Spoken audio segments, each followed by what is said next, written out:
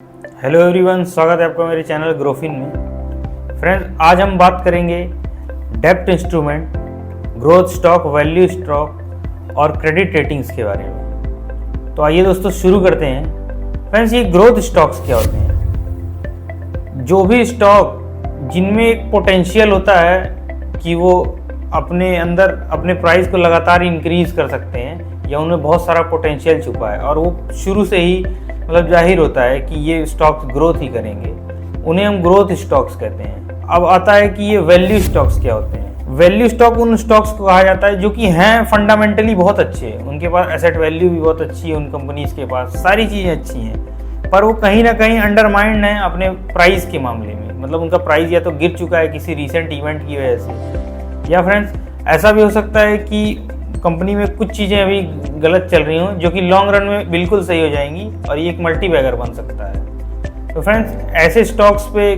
काफ़ी इन्वेस्टर्स की नज़र रहती है, तो इन्हीं को हम लोग वैल्यू स्टॉक्स कहते हैं। फ्रेंड्स, अब ये अगला टॉपिक आ जाता है कि क्या तरीके हैं जिससे हम एक्वायर कर सकते हैं कोई शेयर या स्टॉक।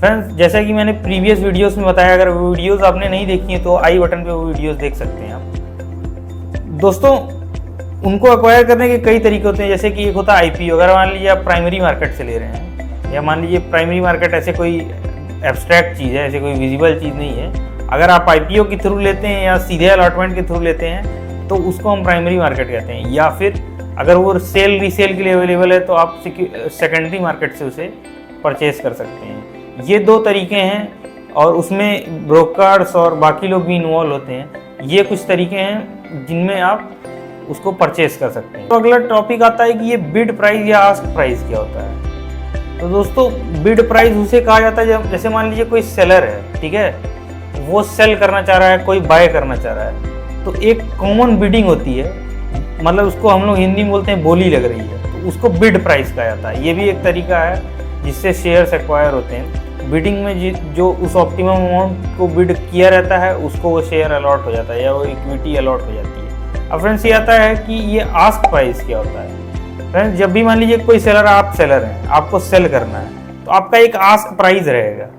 तो उस आस्क प्राइस को जब बिड कर देगा कोई बायर, तो आपका आस्क प्राइस वो रीच कर गया, अब उसको आप शेयर इशू कर देंगे या वो सिक्योरिटी इशू कर देंगे, उसको आस्क प्राइस कहा जाता है। तब अगला टॉपिक आ जाता है कि ये पोर्टफोलियो क्या होता है। फ्रेंड्स, हम जो डेब्ट इंस्ट्रूमेंट समझना चाह रहे हैं उसको समझने के लिए हमें इन कुछ टॉपिक्स को समझने की ज़रूरत है। इसीलिए मैंने आपको वैल्यू स्टॉक्स और कॉमन स्टॉक्स के बारे में पहले बताना स्टार्ट किया है। फ्रेंड्स, अब ये आता है कि ये पोर्टफोलियो क्या होता है। पोर्टफोलियो फ्रेंड्स किसी भी उस चीज़ को कह सकते हैं, जैसे कि मान लीजिए जो भी आपके पास वैल्यूएबल चीज़ है, एक शेयर, एक डिबेंचर, एक बॉन्ड या गोल्ड, किसी भी फॉर्म में अगर आपके पास अवेलेबल है तो उसको कहा जाएगा ये आपका पोर्टफोलियो या ये इस कंपनी का पोर्टफोलियो, ये इसके हेल्ड एसेट्स हैं। अब दोस्तों, हम ये समझेंगे कि डाइवर्सिफिकेशन ऑफ पोर्टफोलियो क्या होता है। डाइवर्सिफिकेशन मतलब आप नाम से ही समझ सकते हैं कि डाइवर्सिफाई कर दिया गया है। अगर कलेक्टिवली इसको समझाऊं मैं तो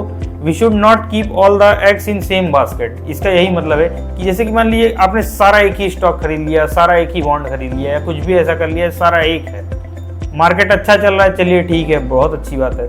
लेकिन जैसे ही कुछ डिविएशन आएगा मार्केट में या कोई ट्रेजिक न्यूज़ या सडन न्यूज़ आएगी तो एक बड़ा फ्लक्चुएशन देखने को मिल सकता है और आपका एक बड़ा लॉस हो सकता है, और उस लॉस को हो सकता है आपकी झेलने की क्षमता ना हो, क्योंकि जो ज़्यादा समय से ट्रेडिंग कर रहे हैं उनकी वो कैपेसिटी होती है, एक नॉर्मल इंसान की वैसी कैपेसिटी नहीं होती है। तो इसीलिए हमें डाइवर्सिफाइड पोर्टफोलियो रखना चाहिए कि कभी ये सेक्टर चूज़ कर लें, ये सेक्टर चूज़ कर लें, कई सेक्टर्स चूज़ कर लो, और मान लो कोई सेक्टर अच्छा नहीं कर रहा है, वेल परफॉर्म नहीं कर रहा है, तो आपका दूसरा सेक्टर जो है बहुत अच्छा परफॉर्म करेगा। जैसे कोविड में सारे सेक्टर्स बंद हो गए, लेकिन फार्मा देखिए, फार्मा ने ऐसा कारनामा किया कि लोग देखते रह गए। और ये भी कहा जा सकता है कि कोविड पीरियड में स्टॉक मार्केट में जो भी लोग घुसे थे वो फार्मा स्टॉक्स की ग्रोथ को देख के घुसे थे। मैंने बता दिया कि एडवांटेजेस क्या होते हैं डाइवर्सिफाइड पोर्टफोलियो के, कि आपका एक कॉमन चीज़ में अगर बड़ा फ्लक्चुएशन आया तो आपका एक बड़ा लॉस नहीं हो सकता। इसीलिए डाइवर्सिफिकेशन बहुत ज़्यादा ज़रूरी है। जैसे मान लीजिए कि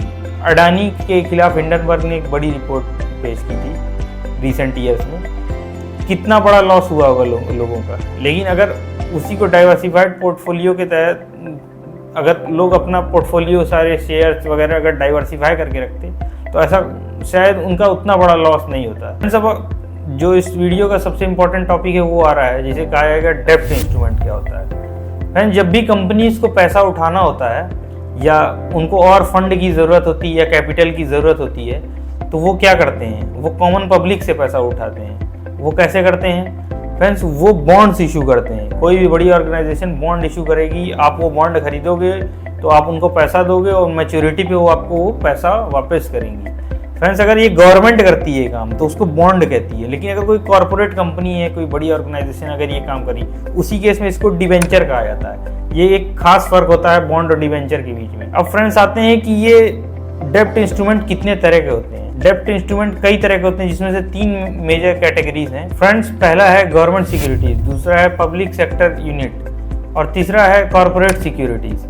फ्रेंड्स, ये 3 तरह के होते हैं, जिसमें गवर्नमेंट सिक्योरिटीज आप जानते होंगे कि कोई भी बॉन्ड जो आप गवर्नमेंट से खरीदते हैं, मान लीजिए कुछ 10 साल में एक्सपायर हो रहा है, कुछ साल में एक्सपायर हो रहा है, कई साल वाले होते हैं या कुछ कम सालों वाले होते हैं, 10-10 साल के भी बॉन्ड होते हैं, इसको गवर्नमेंट सिक्योरिटीज कहा जाता है। ऐसे ही पब्लिक सेक्टर यूनिट्स भी होती हैं। और फ्रेंड्स, उसका तीसरा जो आता है वो होता है कॉर्पोरेट सिक्योरिटीज। कॉर्पोरेट सिक्योरिटी से आपको पता होगा कि जो बड़ी बड़ी कॉर्पोरेशन से नॉन गवर्नमेंट बॉडीज भी इसमें इंक्लूडेड हैं, वो जो सिक्योरिटीज या बॉन्ड्स इशू करती हैं, मतलब जिन्हें डिबेंचर्स कहा जाता है, वो भी एक अलग तरह के बॉन्ड्स होते हैं जिनमें लोग इन्वेस्ट करते हैं। अब फ्रेंड्स, इन डेब्ट इंस्ट्रूमेंट्स के की फीचर्स क्या होते हैं, जिसमें से पहला होता है मैच्योरिटी। फ्रेंड्स, मैच्योरिटी क्या होता है, मान लीजिए कोई भी आपने बॉन्ड खरीदा, वो एक फिक्स टेन्योर के लिए आपने खरीदा है या आपने पे किया उसके लिए, उसकी एक मैच्योरिटी डेट आएगी।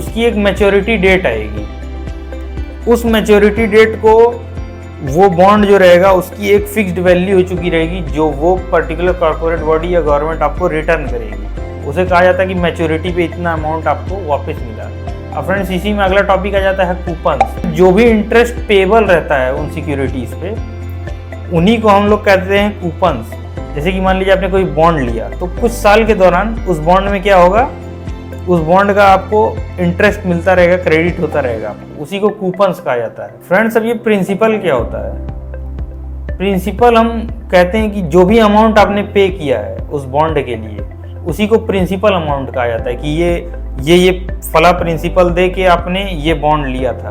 वो प्रिंसिपल सेम रहता है, उस पर आप कूपन अर्न करते हैं या इंटरेस्ट पेबल इंटरेस्ट अर्न करते हैं या उस बॉन्ड की वैल्यू इंक्रीज होती है, लेकिन वो प्रिंसिपल सेम ही रहता है। अब फ्रेंड्स, ये आ जाता है कि ये पार्टिसिपेंट्स क्या होते हैं डेब्ट मार्केट में, डेब्ट इंस्ट्रूमेंट या डेब्ट मार्केट में पार्टिसिपेंट क्या होते हैं। फ्रेंड्स, बड़े बड़े कॉर्पोरेट ऑर्गेनाइजेशंस या म्यूचुअल फंड्स या कोई भी मतलब एक ऐसी यूनिट जो इन सब में डील करती है, उन्हीं को पार्टिसिपेंट कहा जाता है। वो इन डेब्ट इंस्ट्रूमेंट को आपको खरीद फरोख्त करने में बहुत ही एक सुविधाजनक पाथ प्रोवाइड करती है और उसके बदले आपसे कुछ चार्ज करती है। एक तरह से आप समझ सकते हैं ये ब्रोकर्स होते हैं। तो अगला टॉपिक आ जाता है कि ये क्रेडिट रेटिंग्स क्या होती हैं। क्रेडिट रेटिंग, जैसा कि आपको पता है, वो जो बॉन्ड आप खरीद रहे हैं या जितने भी बॉन्ड्स लिस्टेड हैं, आप इसमें ये पता कैसे करेंगे ये मेरा परफेक्ट रिटर्न देगा, ये ज़्यादा सेफ है, ये थोड़ा अनसेफ है लेकिन इसके रिटर्न हाई है, ये आपको कैसे पता चलेगा।